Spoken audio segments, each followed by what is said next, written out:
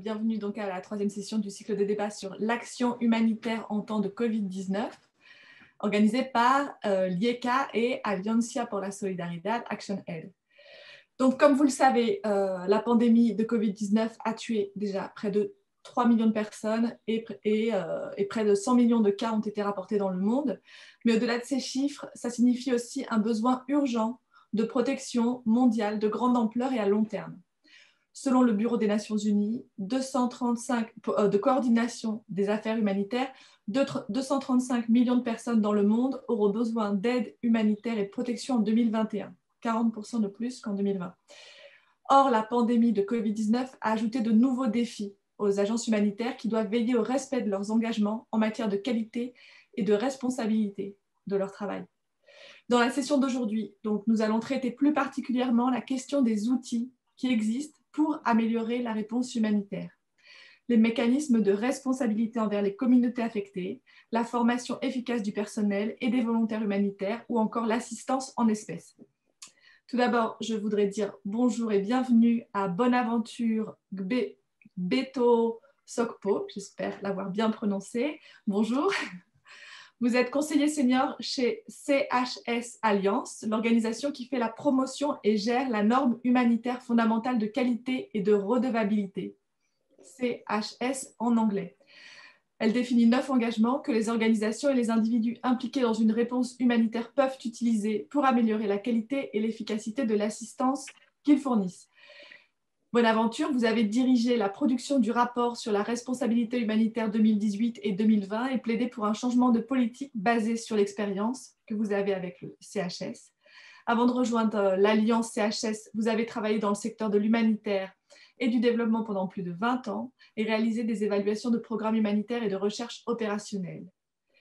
Vous avez aussi travaillé avec le groupe URD et avez été le coordinateur de son observatoire des pratiques humanitaires au Tchad de 2009 à 2012. Et à ce titre, vous avez contribué à l'élaboration de plusieurs outils et manuels pour les agents humanitaires de terrain, sur le terrain. C'est un plaisir de vous avoir parmi nous aujourd'hui et j'aurais voulu donc tout d'abord que vous commenciez par nous raconter, par nous expliquer, dans le contexte de la crise du Covid, quelles sont les difficultés que rencontrent les organisations membres de CHS Alliance pour garantir donc cette qualité et la redevabilité de l'aide humanitaire. Merci. Merci beaucoup, Sandrine. Bonjour à tous. Je suis aussi très enchantée d'être là aujourd'hui et de discuter avec vous.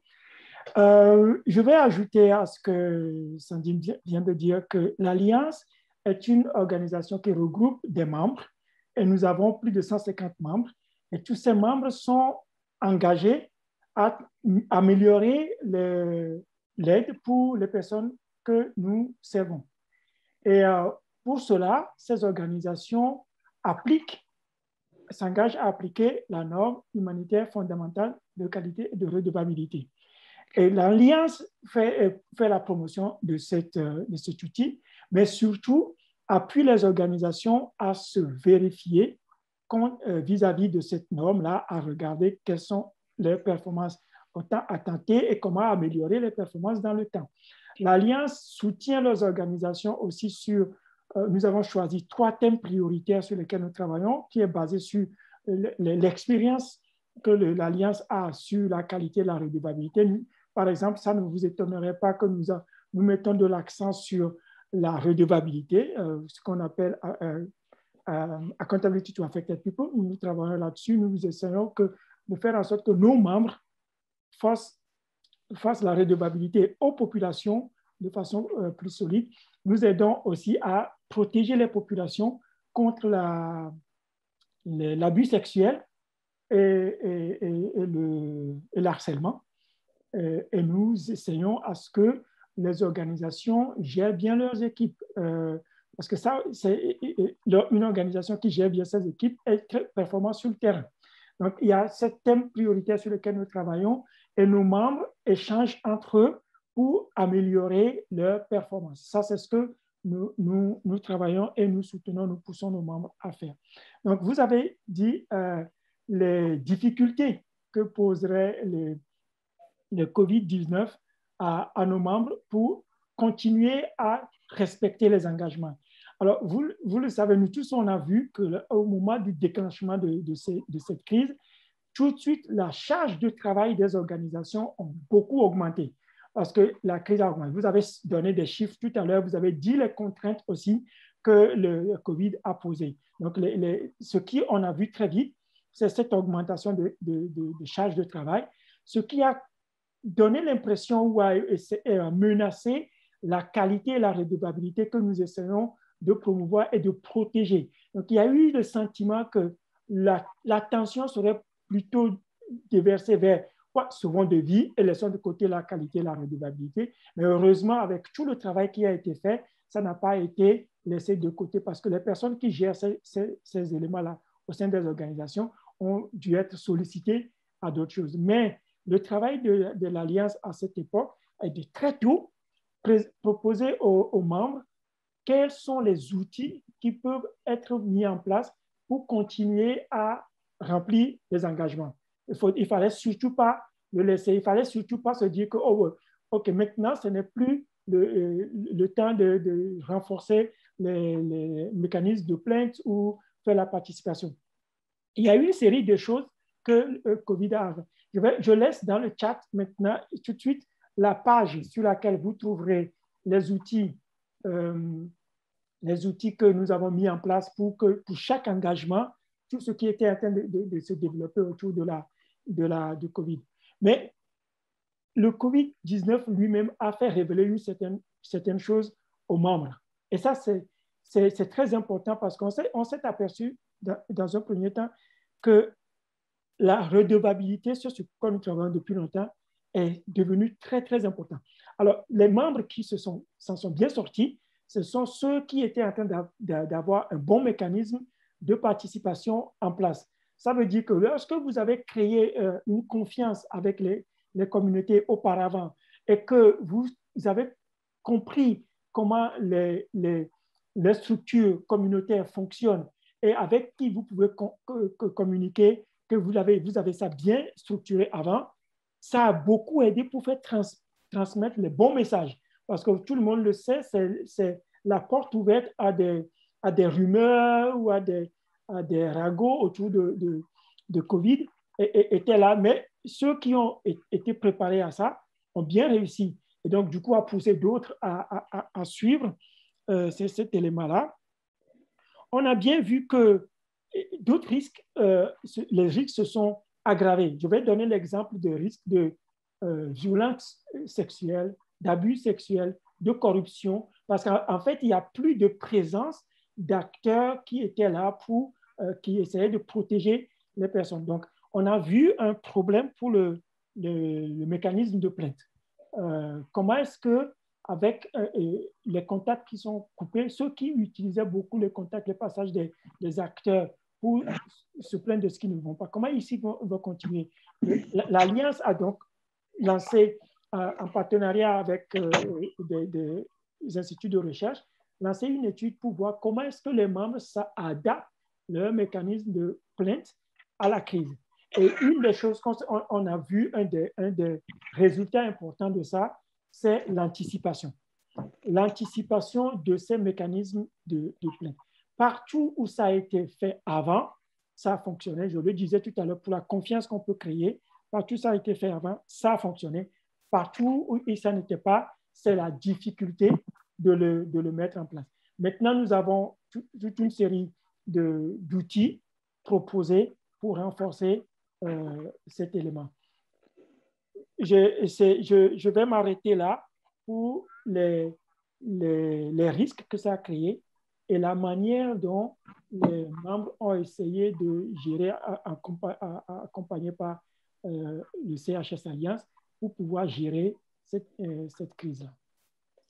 Mais vous avez, et ce serait peut-être bien de le partager maintenant, un document qui résume aussi les 9 engagements de la norme CHS qui servent aussi à surmonter toutes ces difficultés liées au Covid. Est-ce que vous voulez nous expliquer rapidement ce document?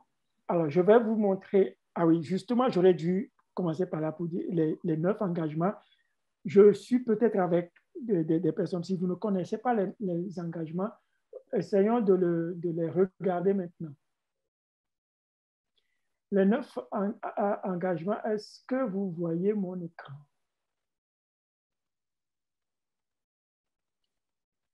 Oui. Très bien. Alors, ce que vous voyez ici, c'est un des résultats de notre travail sur le rapport de la redevabilité humanitaire dont Sandrine parlait tout à l'heure. Ça, c'est le résultat de 2020. Alors, les 9 engagements, vous les voyez alignés là, et c'est que l'action humanitaire doit être adaptée et appropriée, doit être efficace et fournie à temps, super important, doit renforcer les capacités locales et éviter les effets négatifs, doit être fondé sur de la communication, la participation et le retour de l'information, et doit accueillir et traiter les plaintes.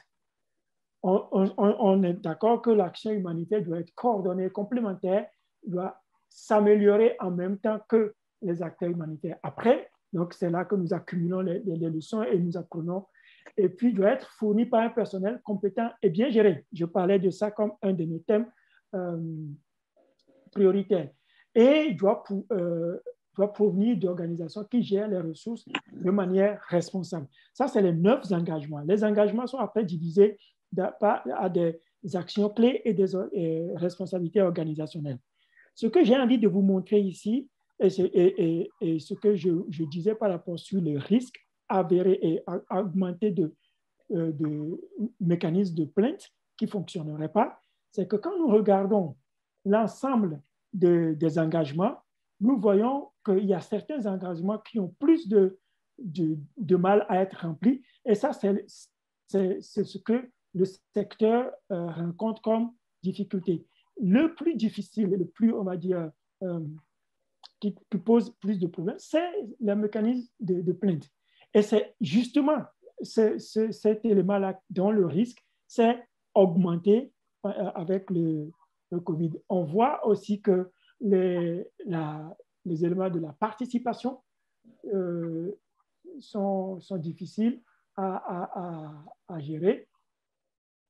Un des éléments qui est très important et qui aussi a été révélé par la crise, je n'apprends rien à personne, c'est le fait que les partenaires nationaux, les organisations nationales les plus proches des populations, leur rôle s'est vu très augmenté.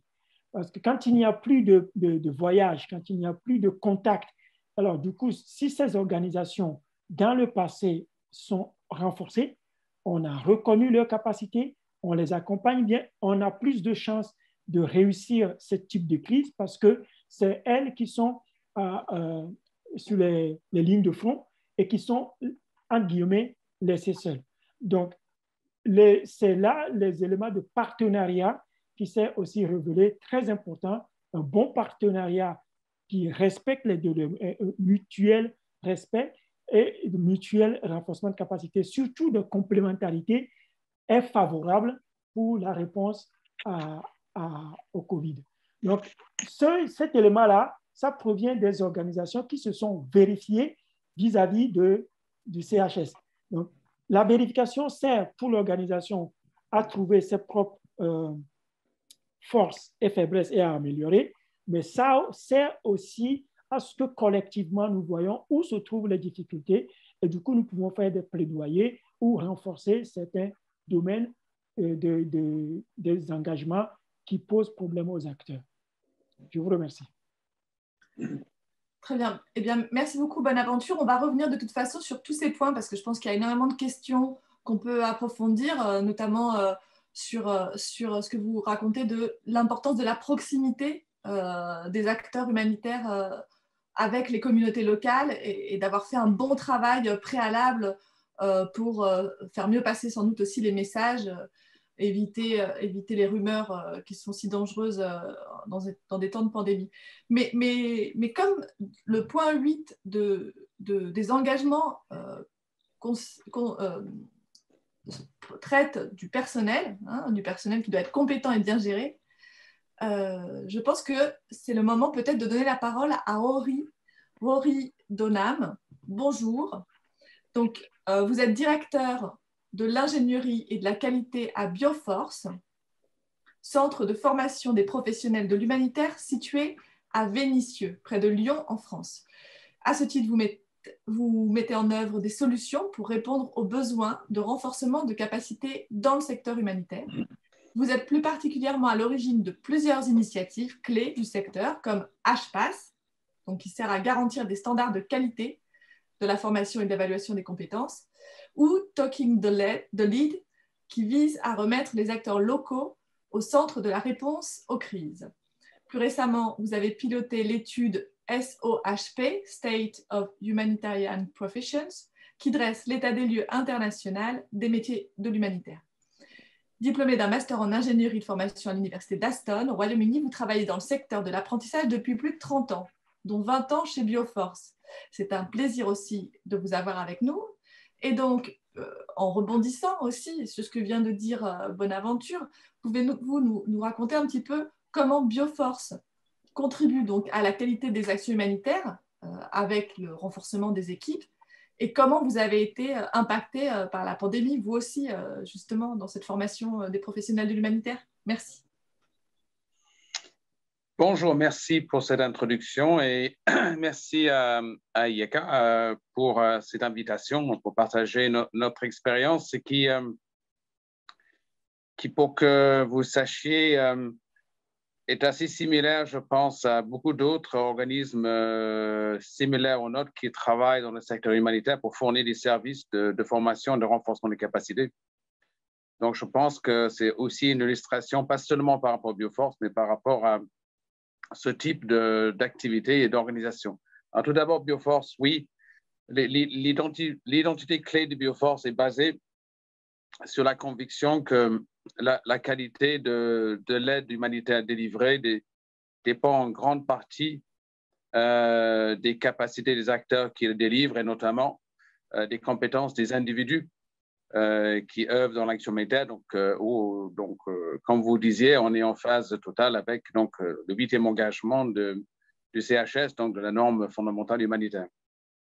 Et notre mandat va bien au-delà d'une action d'un centre de formation. Et historiquement, Bioforce était un centre de formation depuis un certain temps maintenant. Notre mandat a évolué plus largement sur un mandat de renforcement des capacités des acteurs de réponse aux crises, avec un focus sur les acteurs locaux en soutien aux enjeux de la localisation de l'aide humanitaire. Donc, pour Bioforce, le renforcement des capacités, je prends une minute pour expliquer parce que ce sont des termes beaucoup utilisés mais très peu compris finalement. Pour Bioforce, le renforcement des capacités des acteurs se décline à 3 niveaux. Pour nous, il s'agit du renforcement des capacités des individus. Donc, les individus, c'est des personnes qui aspirent à un engagement durable et professionnel dans l'action humanitaire ou du personnel humanitaire en activité, mais qui cherchent des solutions pour renforcer ses compétences actuelles. Et donc, sur les individus, Bioforce propose un certain nombre d'activités, notamment des formations, qu'on appelle des formations métiers, des formations diplômantes de référence sur plusieurs métiers de l'humanitaire. Et aussi un dispositif de validation des acquis de l'expérience qui permet de reconnaître les compétences des personnes ayant acquis ces compétences non pas par la formation, mais par l'expérience. Donc voilà, il y a tout un volet de renforcement sur les individus, on va dire, qui est essentiellement basé sur une activité de formation et de validation des acquis de l'expérience. On a un autre axe qui est le renforcement des organisations et surtout des organisations locales, donc les acteurs locaux de la réponse aux crises humanitaires, où là, ça peut se faire sous forme de formation. De plus en plus, il s'agit d'autres types d'actions de renforcement de capacités, de mise en réseau, de développement d'une capacité de plaidoyer, d'influence, d'accompagnement pour faire évoluer une structure financière, une structure logistique, etc. Et enfin, donc, le troisième axe sur lequel on travaille en termes de renforcement de capacité, c'est au niveau du secteur globalement de l'humanitaire, où là, on a développé plusieurs initiatives pour contribuer à la structuration des questions de renforcement des capacités, de professionnalisation dans le milieu humanitaire Et donc, dans les derniers produits, c'est ce que vous avez mentionné rapidement, donc le SOHP, donc l'étude sur les métiers de l'humanitaire, qui est une publication de référence dans le secteur, qui fait un état des lieux sur où on en est sur la professionnalisation de ceux qui travaillent dans l'humanitaire et quels sont les enjeux de professionnalisation et structuration du secteur. Donc, pour faire un zoom peut-être sur quelque chose de concret que tout le monde connaît et comprend, c'est sur la partie formation. Juste préciser que avant la crise, Bioforce délivrait ses formations à 85% ou 90% en présentiel.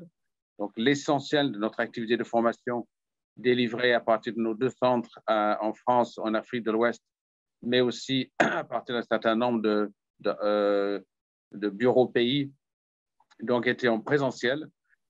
Mais on avait quand même à peu près 10 à 15% de notre offre qui était accessible en distanciel avec notre propre plateforme d'apprentissage et un certain nombre de contenus de formation qui étaient disponibles en ligne. Alors, qu'est-ce qui s'est passé pour nous quand la crise est arrivée? Donc, là, je vais décliner, enfin, je vais focaliser sur 4 éléments d'impact avant, peut-être après, de parler de comment on a réagi pour répondre à ces enjeux-là. Donc, au niveau de l'impact immédiat, ce qui s'est passé, c'est qu'on s'est trouvé du jour au lendemain, pour beaucoup de nos actions de formation, dans l'impossibilité du jour au lendemain de continuer nos actions qui se passaient en présentiel, donc je disais 90% dans notre activité. Donc, du jour au lendemain, on s'est retrouvé pour beaucoup de contextes, pas tous les contextes, mais par l'énorme majorité de nos contextes où on délivrait nos formations présentielles, dans l'impossibilité de poursuivre nos formations en présentiel. Vous imaginez le choc. Un autre élément de l'impact, c'est même là où on pouvait encore faire du présentiel, parce qu'il y avait certains contextes géographiques ou contextes de crise qui nous permettaient encore de réunir des personnes pour faire des formations présentielles, on se retrouvait dans la situation où on ne pouvait pas déplacer un formateur pour y aller. Donc, toutes nos formations ne sont pas animées par des formateurs qui viennent d'ailleurs, mais certaines, oui. Et donc, on se retrouve dans une situation où même si on pouvait réunir les participants, même si on pouvait faire la logistique, on était dans l'impossibilité de faire traverser les frontières de nos formateurs. Donc, ça a créé un frein pour la mise en œuvre de ces formations-là. Ce qu'on a constaté, c'était intéressant, c'est qu'in fine, il n'y a pas eu de réelle baisse de la demande. On s'attendait à une énorme baisse de la demande.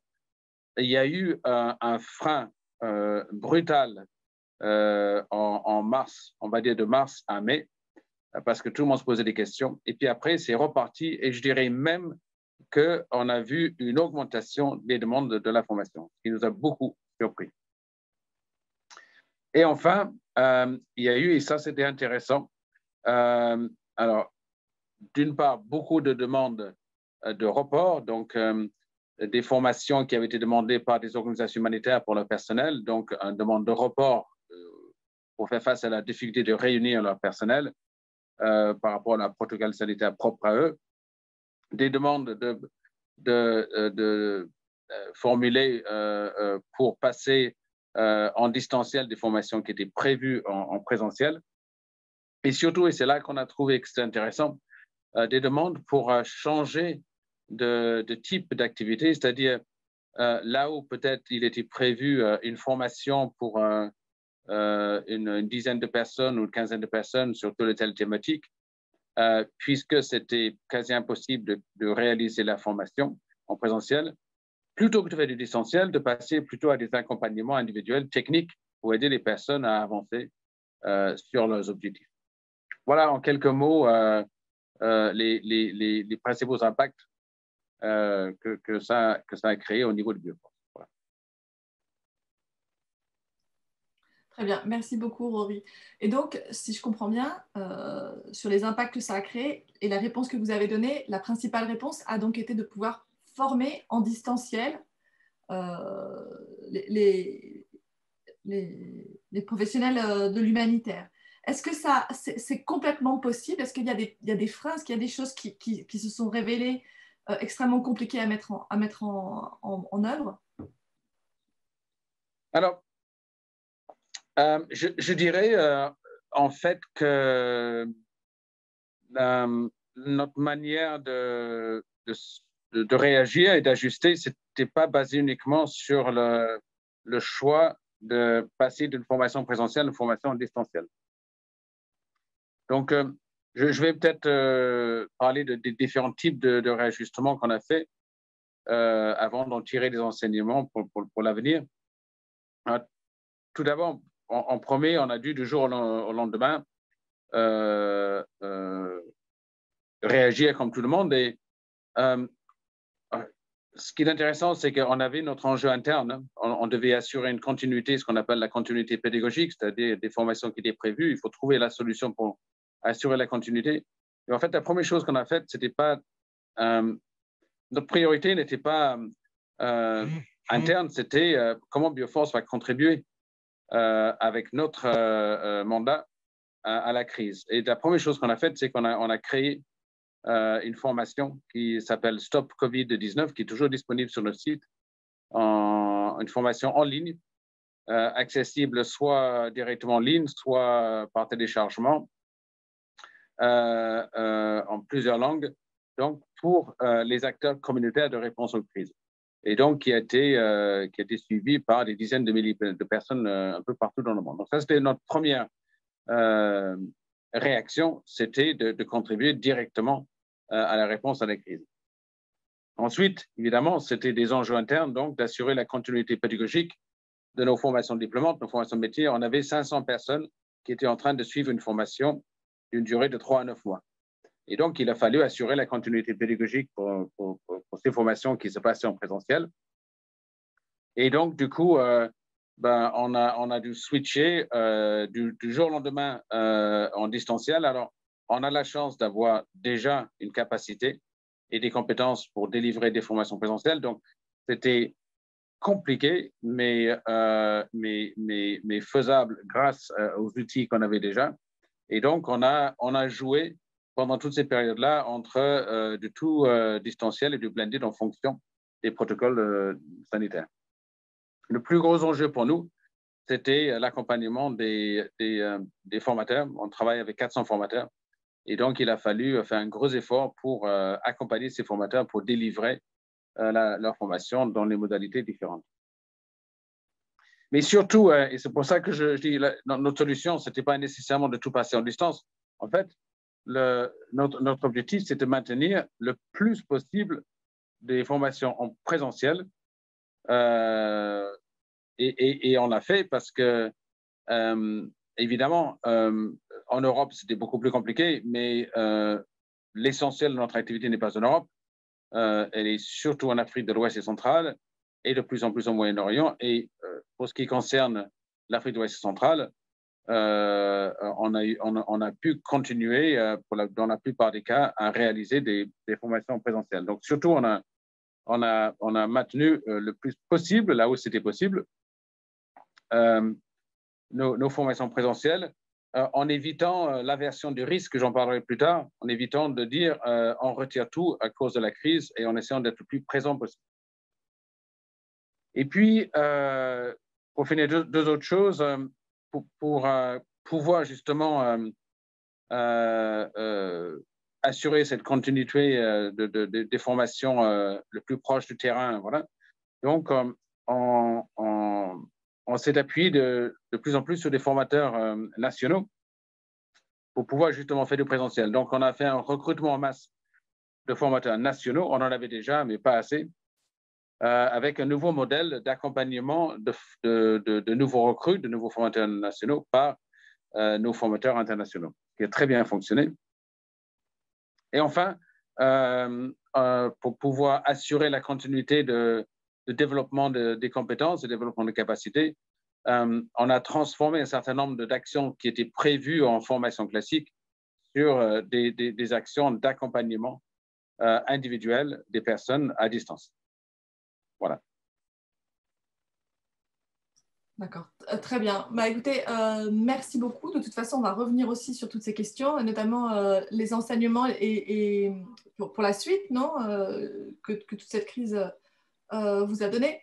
Mais peut-être d'abord, je voudrais faire intervenir Jean Gilda aussi pour qu'on ait fini de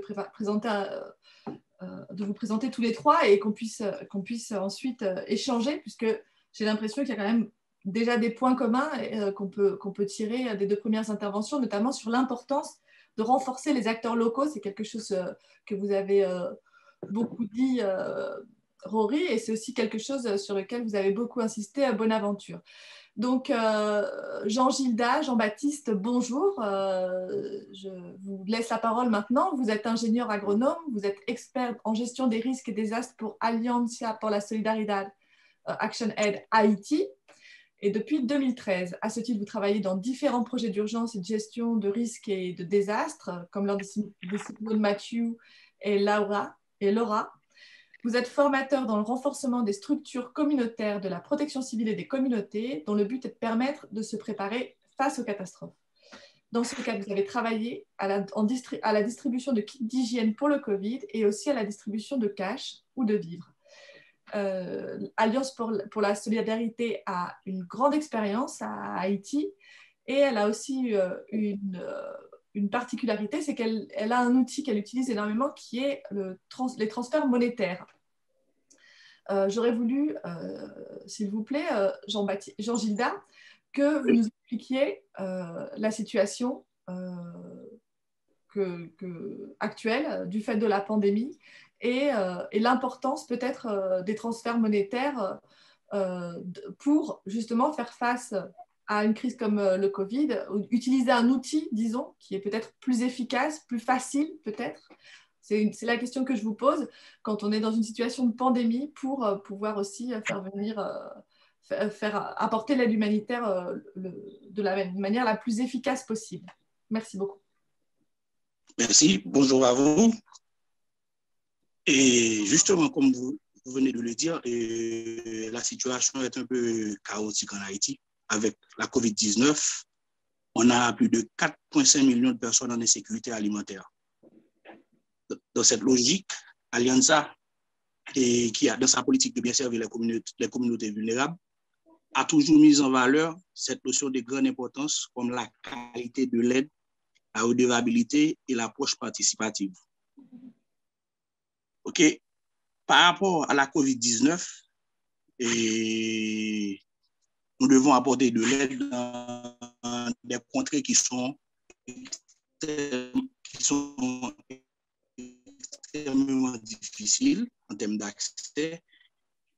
Les gens sont vraiment vulnérables. Et nous avons misé sur la qualité de l'aide. Premièrement, en parlant de la qualité par rapport à la COVID-19, les bénéficiaires de l'aide, c'est-à-dire nous avons eu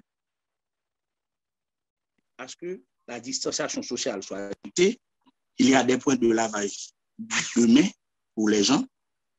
Et également, il y a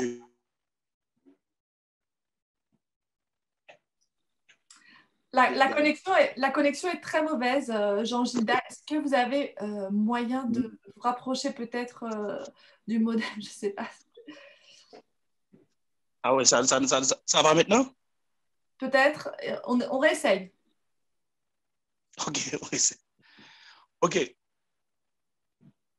Et le travail se fait avec les gens dans la communauté, c'est-à-dire que la participation, on utilise la méthode participative, c'est-à-dire que les gens dans la communauté font la sélection des bénéficiaires suivant des critères bien établis au préalable.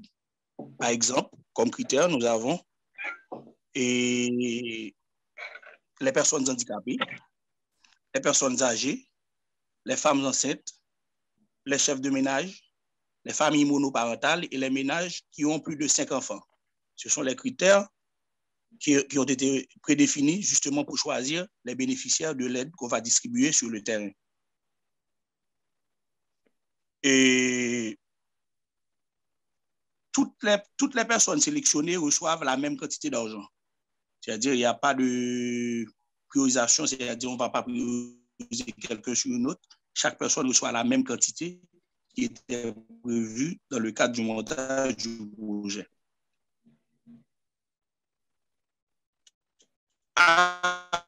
Georges, peut-être il y a la communication. Avant la donation. Vous pouvez peut-être que ce serait peut-être mieux de couper la vidéo. Comme ça, vous aurez peut-être plus de réseau pour qu'on vous entende mieux. Voilà. OK. OK. On continue. OK. Bien sûr, je parle de la communication.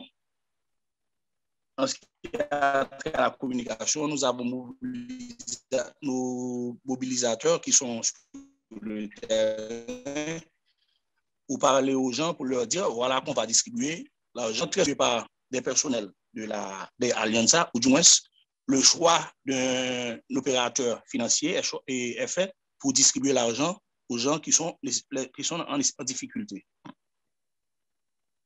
Et en termes de redevabilité, nous avons nos agents qui sont sur le terrain, qui justement font savoir ce qui devait être fait, comment ça devait être fait. Les gens savent également comment a été fait toutes les choses et qu'on est forcément dans la possibilité de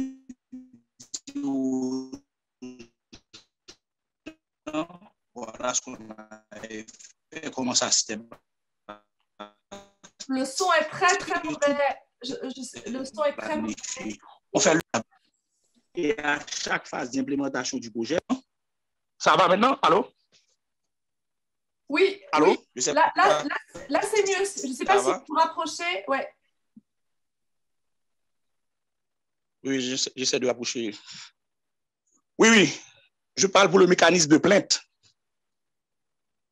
Nous avons une ligne qui est disponible, qu'on peut appeler gratuitement, justement pour faire passer un message, pour porter plainte, pour dire quoi que ce soit. C'est gratuit. Tout le monde peut appeler. Il y a boîte à suggestions également qu'on met dans toutes les zones. Si quelqu'un a une suggestion à faire, il peut écrire la suggestion et puis la déposer dans la boîte. Et nous avons également nos mobilisateurs qui ont des formes à remplir en cas de plainte. Ils doivent prendre la plainte et rapporter ça au bureau central, justement pour qu'on puisse les analyser et justement apporter des éléments de réponse aux gens qui ont fait la plainte. Et justement, nous savons que c'est la distribution du cash que nous faisons maintenant. Avec la COVID-19, c'est la distribution du cash qu'on fait. Le cash est prêt, on va sur le terrain en respectant toutes les normes que je viens de citer auparavant. On a sélectionné des sites de distribution et la validation et préparation du cash en enveloppe. On a fait la mobilisation des bénéficiaires locaux. Et puis, on fait l'appel nominal pour donner le cash à chaque personne qui était sélectionnée suivant les critères de vulnérabilité préétablis. En cas d'absence, il y a un jour de rattrapage qui est fixé. La personne qui était absente.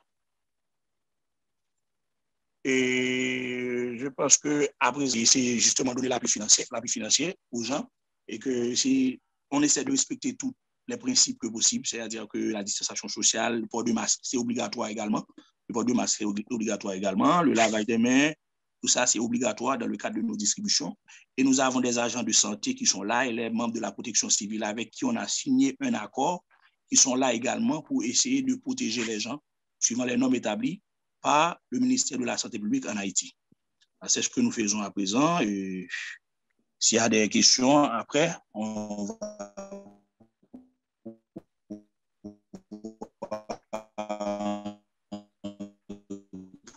Jean-Gilda, ça y est, je vous ai perdu. De toute façon, on va revenir. Oui. Bien, merci à vous. Merci beaucoup. Donc, on va de toute façon revenir sur la question. Juste peut-être si le... Allô? Oui. Vous m'entendez? Donc, juste si le son le permet, est-ce que vous pouvez expliquer l'avantage que représente l'aide en cash? Qu'est-ce que ça a? Oui, je vous reçois. Oui, qu'est-ce que ça a comme avantage, les transferts monétaires, l'aide en cash dans la gestion de crise humanitaire et en particulier dans celle du Covid, pour parler récemment? Bon, justement, vous savez bien que il y a, comme je l'avais dit antérieurement, il y a beaucoup de personnes qui sont en difficulté et en insécurité alimentaire sévère en Haïti. C'est-à-dire que l'aide en cash, c'est plus facile à donner. C'est-à-dire qu'on fait la sélection des personnes suivant les critères et puis on lui donne pour se nourrir. Et puis, on fait des petites formations en matière de nutrition, justement pour aider la personne à comprendre ce qu'il doit consommer afin de subvenir et afin d'éviter la malnutrition sévère pour les enfants qui sont en famille. Parce que c'est beaucoup plus facile, c'est plus accessible pour la personne, le cash. Très bien, merci beaucoup Jean-Gilda. Bonaventure, on va revenir un petit peu sur une notion dont on a beaucoup parlé. Moi, j'ai remarqué deux questions même. Je ne sais pas si vous me recevez. Oui, Jean-Gilda, très bien.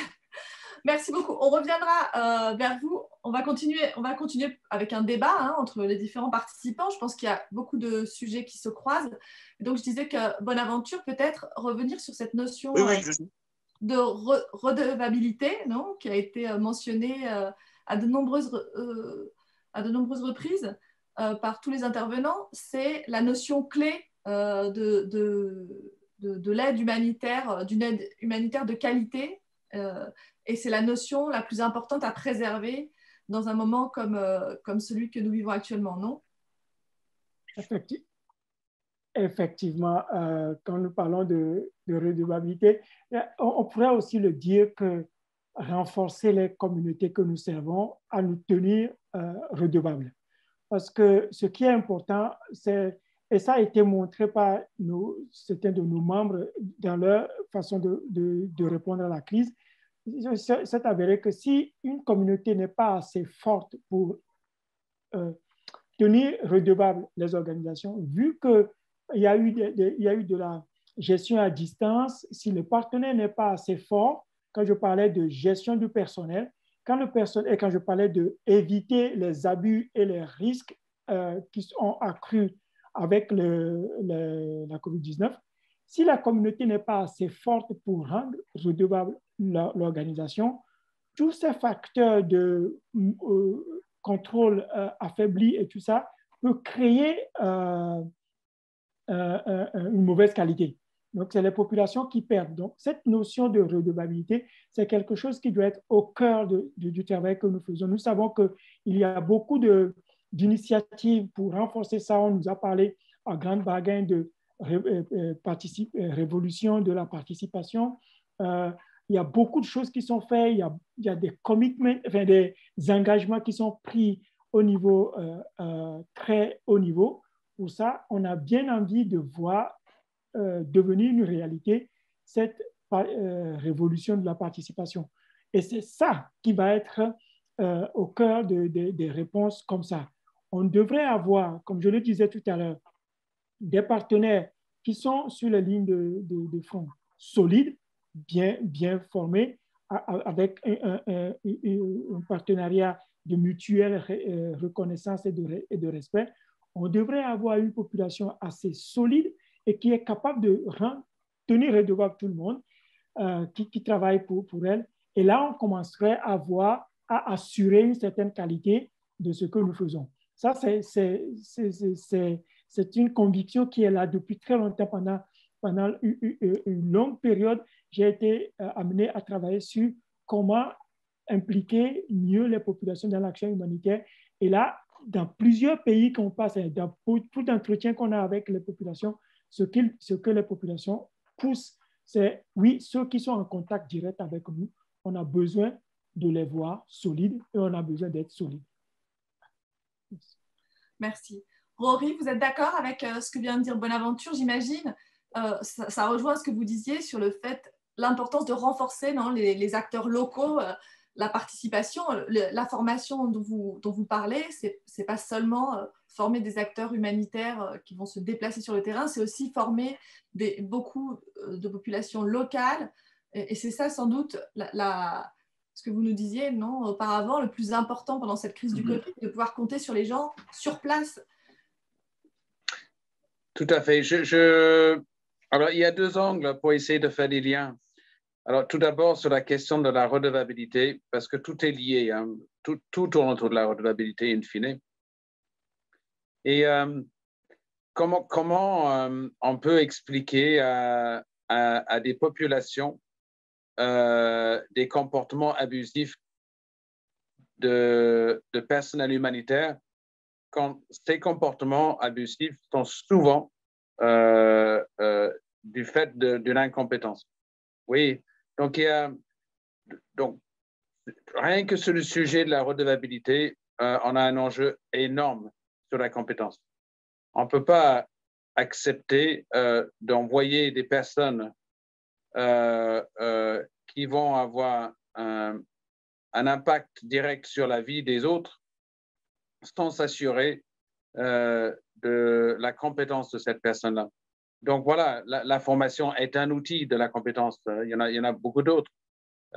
Mais du coup, l'enjeu de la continuité de la formation, mais surtout de l'accès à la formation. Le plus gros enjeu de la formation dans notre secteur aujourd'hui, c'est la question de l'accès.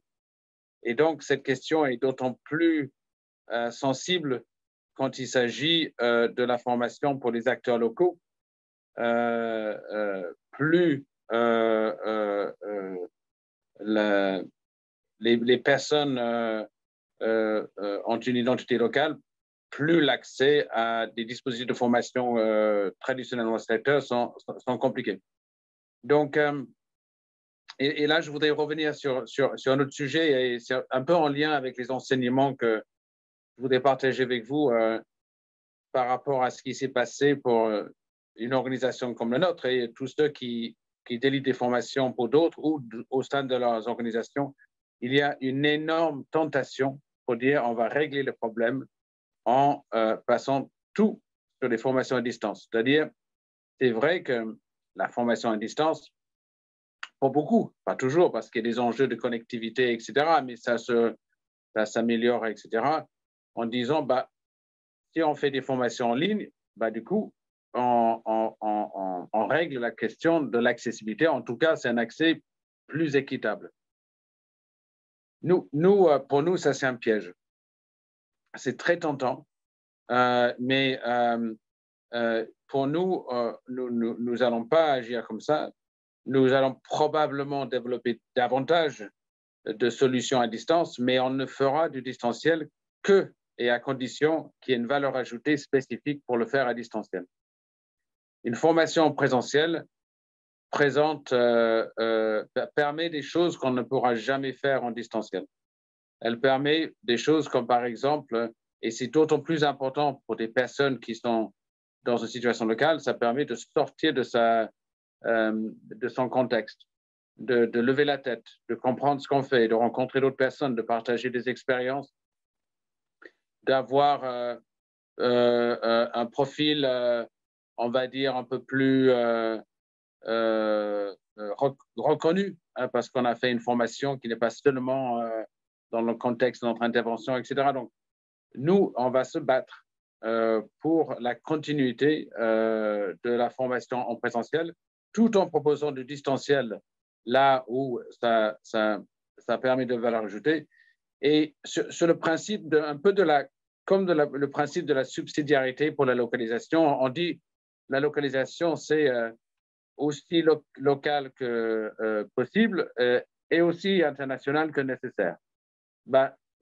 Pour la formation, on peut dire la même chose, c'est-à-dire autant de formations présentielles que possible et autant de formations en distanciel que nécessaire, et que si c'est nécessaire.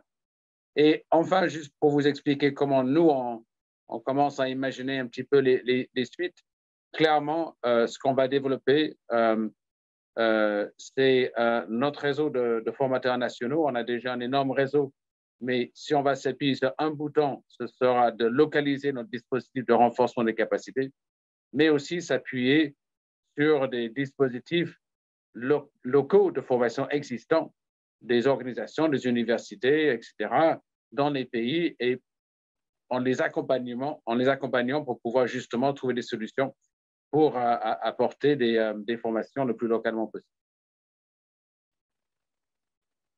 Merci. Merci. Est-ce que ces solutions signifient que pendant la crise du Covid, on a pu, ou on peut, puisqu'il faut parler au présent malheureusement, on peut éviter une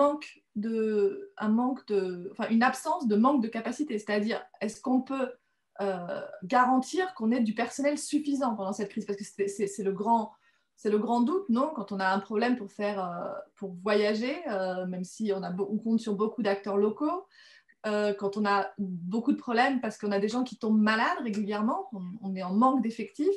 Est-ce que vous avez réussi à pallier ce risque de manque d'effectifs dans le travail humanitaire pendant cette crise?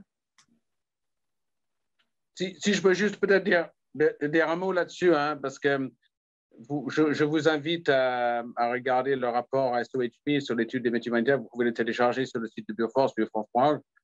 Et il y a toute une partie sur ces questions-là. Et en fait, la crise de la COVID a exacerbé des choses qui sont présentes et particulièrement importantes dans le secteur humanitaire depuis longtemps.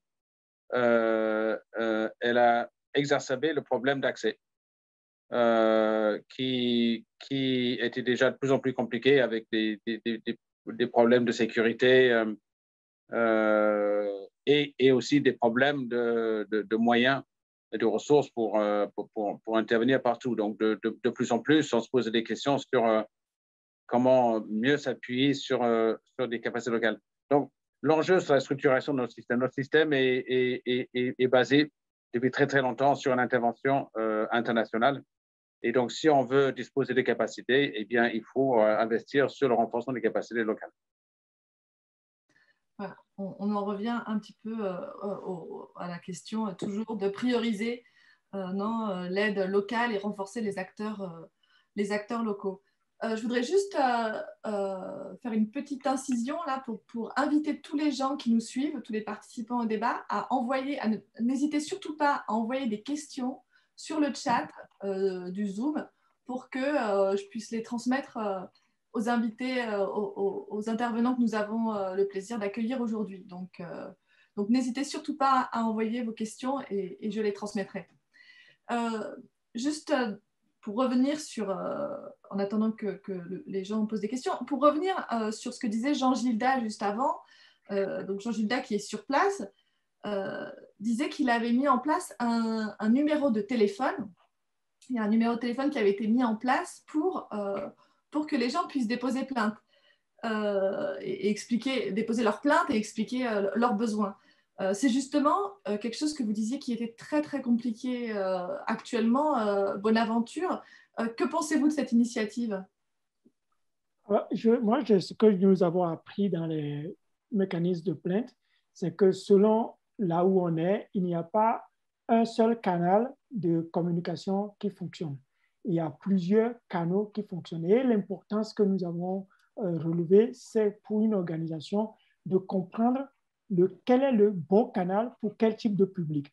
On a remarqué, par exemple, que dans certains endroits, le téléphone portable est utilisé plus par les hommes jeunes que par les personnes âgées ou que par les femmes. Donc, si on utilise un seul canal, ça va laisser de côté certains types de populations. Donc, c'est une bonne initiative. La base de ça, pour nous, c'est de dire comment est-ce qu'on en est arrivé à ça? À partir de quelle étude, à partir de quelle compréhension du mécanisme de communication des populations, nous poussons toujours à faire cette analyse de comprendre quels sont communication et qui utilise quoi, de quelle préférence pour qui. Et la meilleure que nous proposons, c'est d'adapter les communications, les canaux de communication pour ces mécanismes de plainte au milieu. Quel type de personne? On a vu dans certains endroits, les femmes, elles préfèrent toujours avoir quelqu'un de confiance en face pour parler. Donc, c'est là que le COVID va jouer un rôle, parce que s'il n'y a plus de ces visites, la personne aura du mal à faire la plainte. Donc, après le COVID a dû, c'est là qu'on a commencé à parler d'adaptation, a dû limiter certains accès, que ce que disait Rory tout à l'heure. Ce sont des choses qui étaient là, que COVID a exacerbé, a limité certains accès. Donc, du coup, il a fallu créer des adaptations.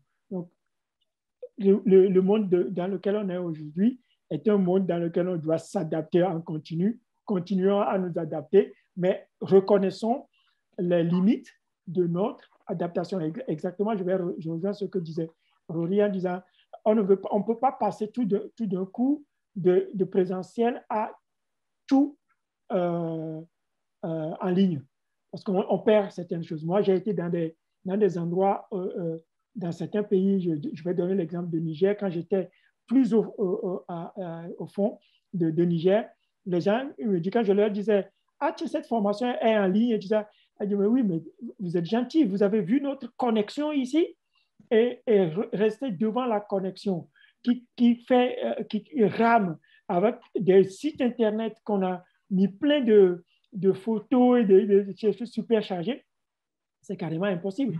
Donc, il nous disait, si vous voulez nous soutenir, mais ce qui est bien, c'est de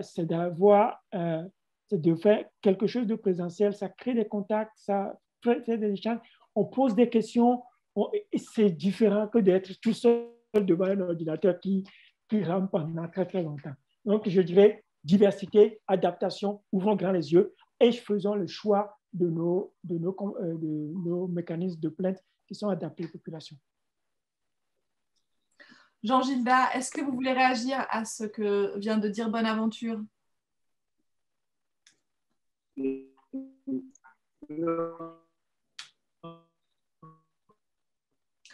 On vous entend très très mal. C'est dommage.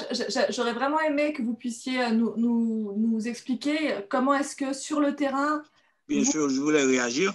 Voilà, très bien. Parce qu'on n'a pas seulement la ligne téléphonique qui est disponible.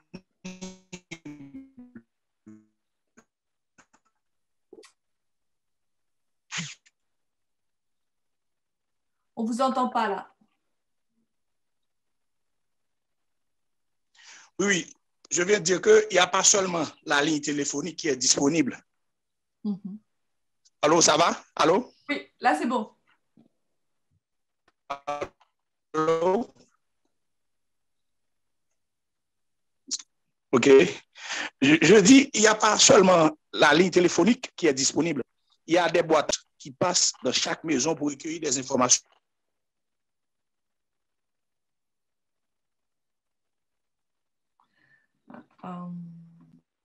C'est un peu difficile d'entendre Jean-Gildas, mais c'est justement ce qu'on était en train de dire. Et ils ont fait une diversité d'outils et c'est ça qu'il faut. Et ce qui est important dans tout ça, c'est de le réfléchir avant et de mettre ça avant et de tester l'efficacité de ces choses, de tester la confiance que les gens ont là-dessus, parce qu'on sait on parle tout le temps des plaintes, il y a des plaintes qu'on a vues qui sont sensibles, que les gens ne font pas passer par certains des canaux parce qu'ils n'ont pas confiance aux canaux. Donc, il est à dire qu'il n'y avait pas que les téléphones, il y a d'autres méthodes qu'ils ont mis en place et c'est ça que nous devons soutenir.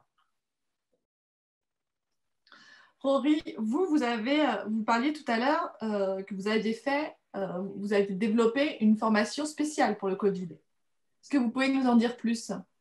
Est-ce que ça a à voir aussi avec les questions sanitaires?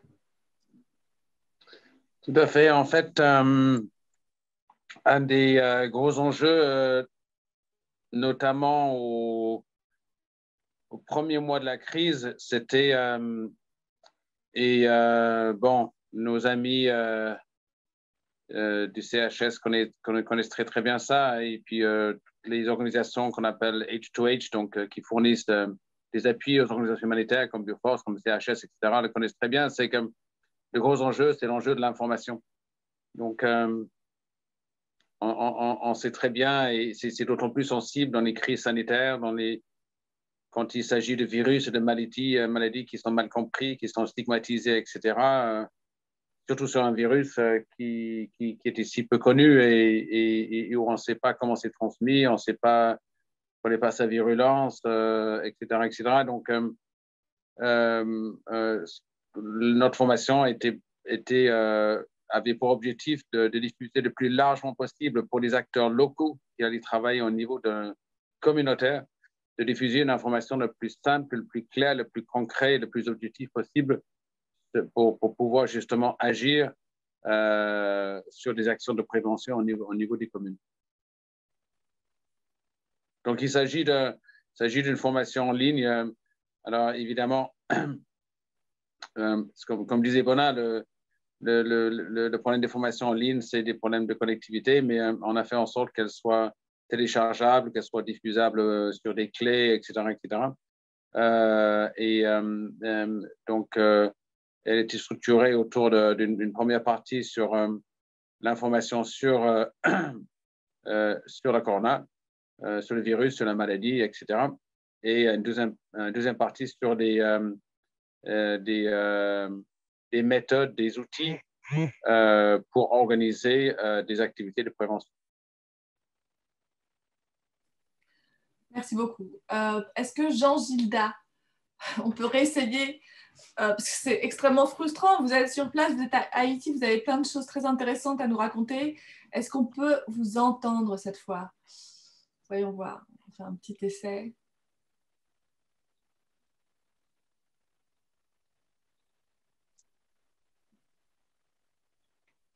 Je suis là. Alors... Oui, oui. On vous entend très mal, malheureusement. Mais on va réessayer. Allô? Ce serait vraiment bien d'avoir votre avis. Oui. J'essaie de changer de bout.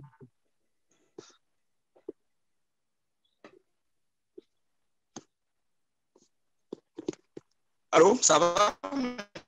Oui, on va essayer.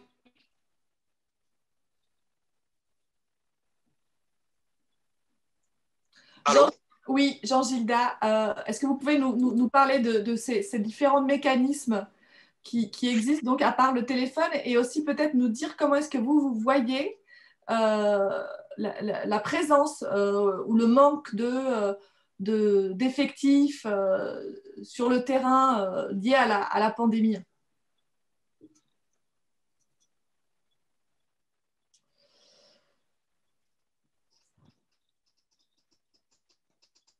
Bon. Bon.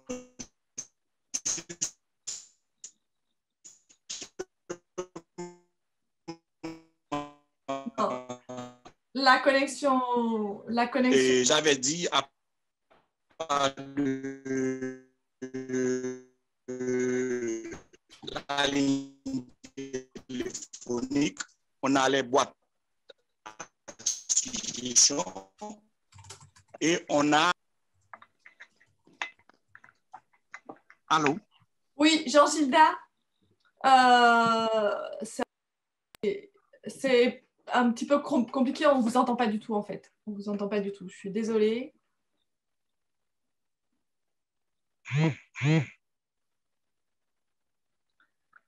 Donc, écoutez, on va peut-être terminer le débat avec deux dernières questions. Je rappelle donc aux participants qui peuvent poser leurs questions sur le chat. Et sinon, Bonaventure, peut-être que vous pouvez revenir sur les mécanismes de participation. Avant, vous disiez que c'était le grand défi, c'était la chose la plus importante sans doute à développer.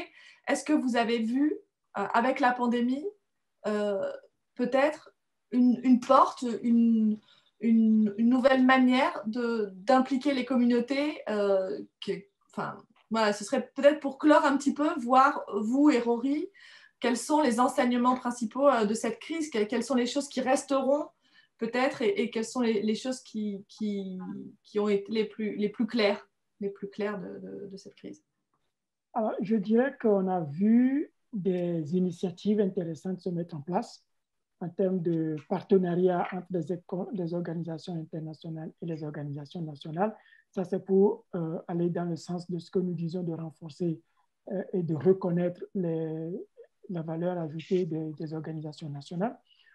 La vraie question, c'est de se dire dans quelle mesure ces initiatives vont perdurer ou vont être mises à l'échelle.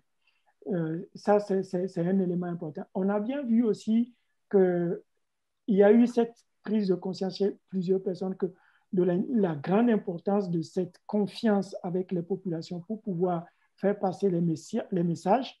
Et ceux qui l'avaient, comme je disais au début, ceux qui avaient travaillé auparavant et créé ces confiances-là ont avancé plus rapidement, ont pu se baser sur les canaux ils avaient développé et cette confiance pour faire passer des informations importantes qui allaient éviter les rumeurs et la désinformation. Donc, et on n'a pas attendu COVID pour s'apercevoir que c'est quelque chose de super important. Mais COVID, là, comme on le disait, là, a révélé et exacerbé. Et la discussion avec plusieurs partenaires maintenant, et c'est comment est-ce qu'on essaye de partager les bonnes expériences qu'il y a eu. J'ai beaucoup de partenaires ou d'organisations qui ont dit, oui, nous, il y a des organisations nationales qui disent, on a eu la chance d'avoir eu un partenariat qui nous a laissé l'espace de fonctionner et on a les résultats. On a envie de partager cela. Donc, de partager pour que la plupart des organisations prennent ça à bras le corps et avancent. Donc, moi, mon message, c'est dire, apprenons de l'expérience et le commitment, l'engagement 7 de CHS pousse pour ça. On l'a vu dans ce que j'ai partagé, ce n'est pas très, très fort dans la manière dont nous respectons les engagements. Essayons de booster cet élément-là. Apprenons de ce que le COVID nous a donné, plus tout ce que nous avons accumulé comme connaissances avant et avançons réellement pour faire notre évolution sur la participation. Avançons parce qu'il y a peut-être une crainte d'un possible retour en arrière aussi? Je pense qu'il est difficile de retourner en arrière. Enfin, on a tous vu l'importance que ces choses ont. C'est difficile de retourner en arrière. La crainte, c'est qu'on va voir passer le COVID, on va retourner à la normale, et donc on retourne dans une situation dans laquelle on était, sans forcément apprendre de nouvelles opportunités que cette crise nous a données pour pouvoir avancer et faire quelque chose de concret. Ça, c'est la crainte. J'espère que ce ne soit pas réel, qu'on ne retourne pas en arrière en se disant, bon, on réduit les partenariats et on réduit les efforts qui ont été faits pour pouvoir faire passer des informations clés. J'espère qu'on ne le fera pas parce que tout le monde a bien vu combien ça a servi.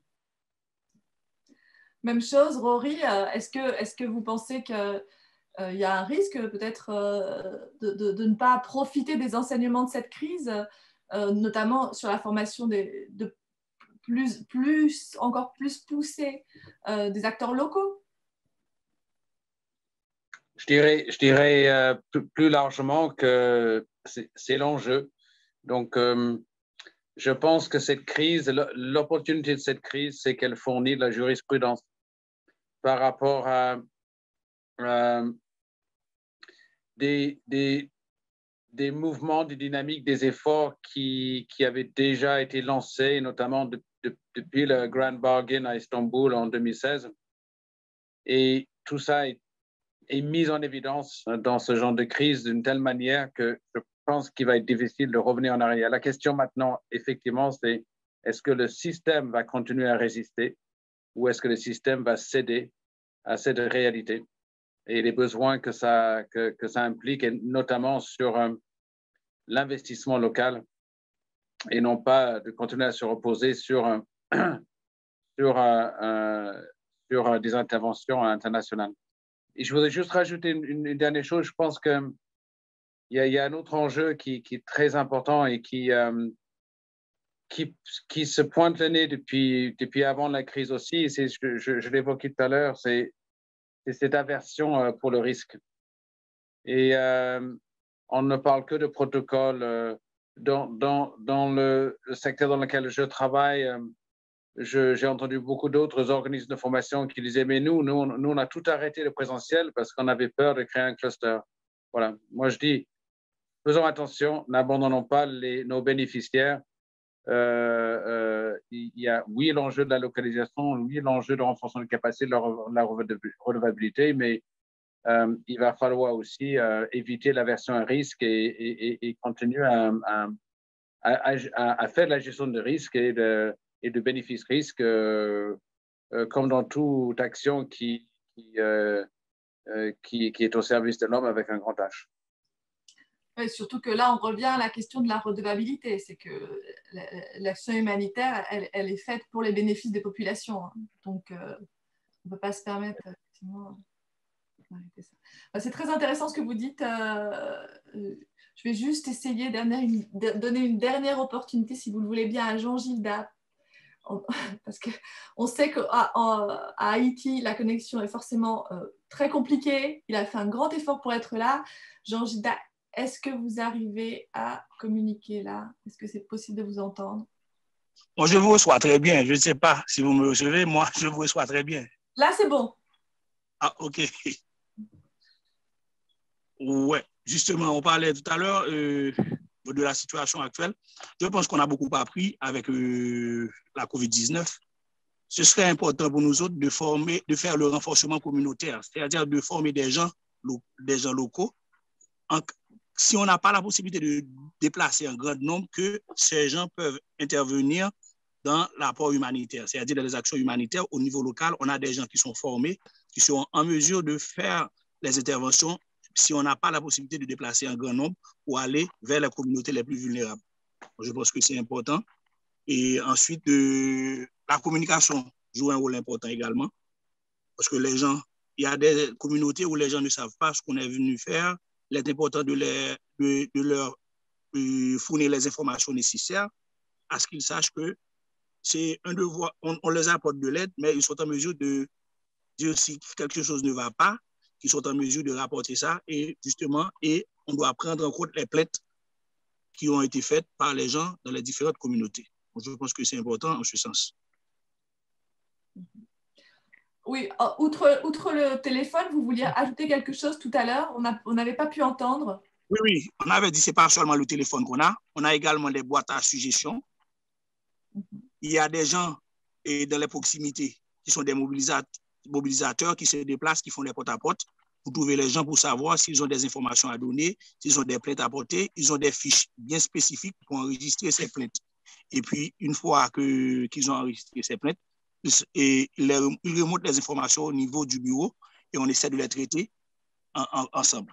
C'est-à-dire que ce n'est pas seulement le téléphone, il y a les boîtes à outils, les boîtes à suggestions, il y a les personnes qui sont dans la zone, qui passent chez chaque bénéficiaire pour avoir les informations nécessaires, pour avoir des plaintes, tout ça.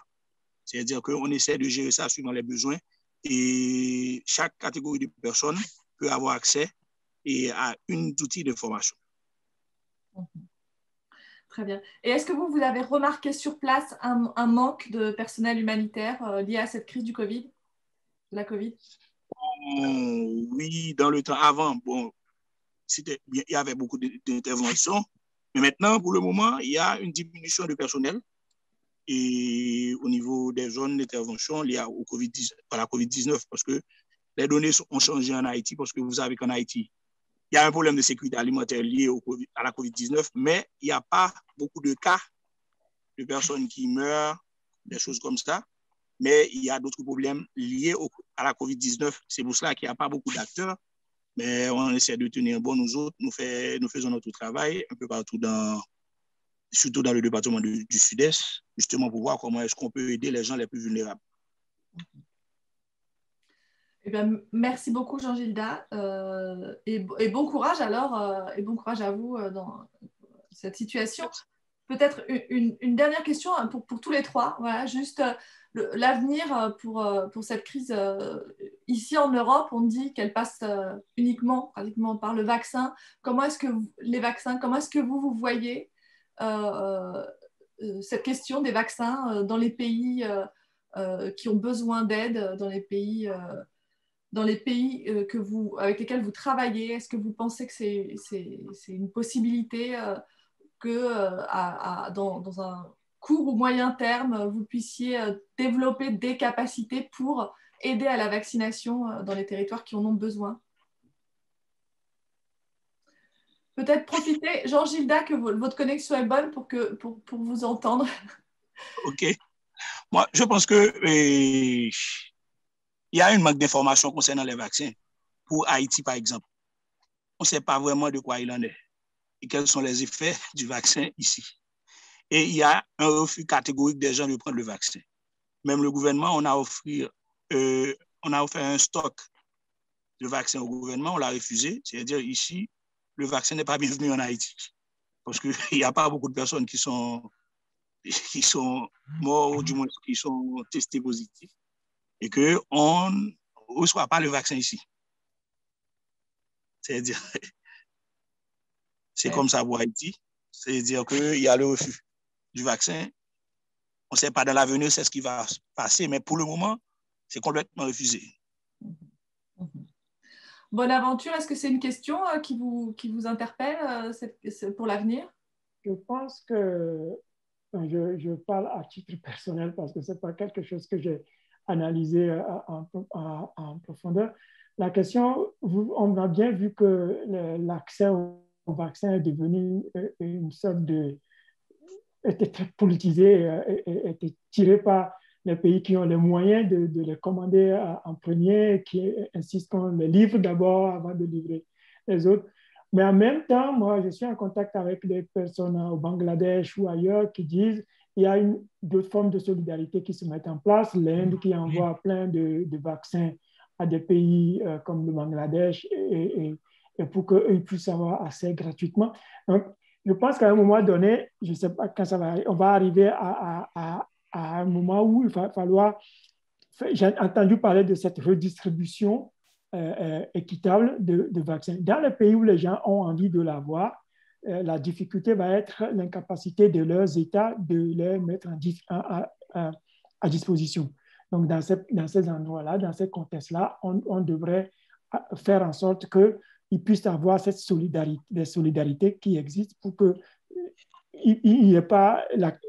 certains pays n'accaparent pas le vaccin et laisser les autres dans des difficultés. Donc, moi, je vois du positif et des risques aussi là-dedans.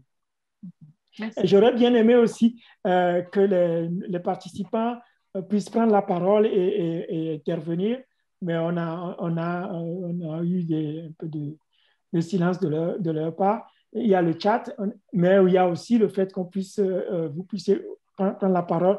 Je suis sûr qu'il y a des expériences parmi ceux qui nous écoutent et que ça pourrait aussi enrichir le débat. Donc, je le dis comme ça pour que si quelqu'un a envie, qu'ils puissent se manifester et partager. Merci. S'il y a une dernière intervention. Rory, peut-être un mot aussi sur l'avenir, la pandémie. Voilà, c'est vrai que ce que nous dit Jean-Gilda, c'est que le principal problème, ce n'est pas la pandémie en soi, c'est l'insécurité alimentaire que provoque toutes les paralysies que cause la pandémie. Est-ce que vous voyez le vaccin comme une solution en conséquence dans les pays qui ont besoin d'aide?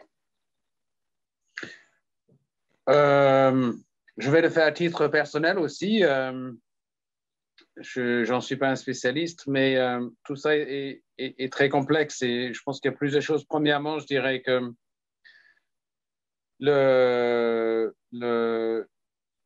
il y a des effets un peu similaires que ce nous on connaît en Europe, c'est-à-dire que tout devient la Covid et on oublie tout le reste. Donc, de la même manière qu'on se lamente en France, par exemple, du fait qu'on est obligé de repousser des opérations ou des diagnostics pour des cancers, etc., etc. Donc, il y a de vrais risques de santé publique. De la même manière, ailleurs, la crise a exacerbé ou renforcé la vulnérabilité sur la sécurité alimentaire, etc. Donc, mais ça je pense que c'est un classique. Après, sur le vaccin miracle, je pense que il faut être conscient que autant le focus ici en Europe, c'est typiquement c'est sur l'accès aux doses, autant pour beaucoup de pays dans le monde, même s'ils ont accès à suffisamment de doses, l'enjeu sera des enjeux de logistique, de chaîne de froid, etc. Et donc, nous avons déjà été à Bioforce sollicités sur des demandes de formation au niveau des structures publiques pour anticiper les enjeux de logistique sur la vaccination. Et aussi, comme disait Jean Gildas, l'acceptation, la question de l'acceptation. Et encore, on revient sur cette question d'information. Si on n'a pas envie de se vacciner, on ne se fera pas vacciner. Hein. Donc voilà, ce n'est pas qu'une question de dose.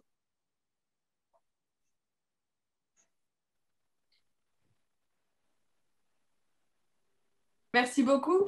Merci beaucoup à tous les trois. Malheureusement, on n'a pas eu de réponse de questions des participants au débat. Écoutez, je pense qu'ils sont timides. C'est pas grave. Ça a été passionnant de toute façon de vous avoir. Merci beaucoup, Jean-Gilda. Merci beaucoup, Rory. Merci beaucoup, Bonaventure. Si vous avez un dernier mot à ajouter, c'est le moment. Et sinon, on va clore le débat maintenant. Voilà.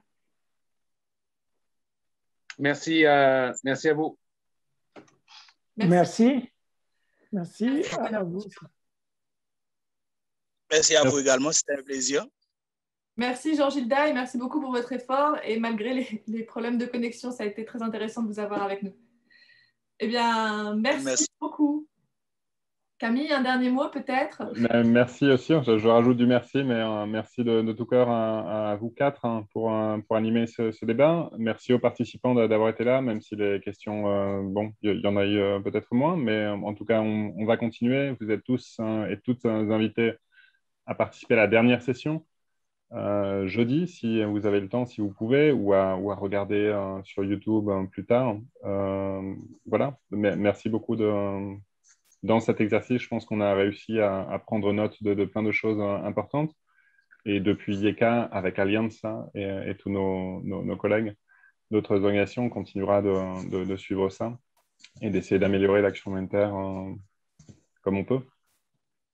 Bonne journée à tous, prenez soin de vous.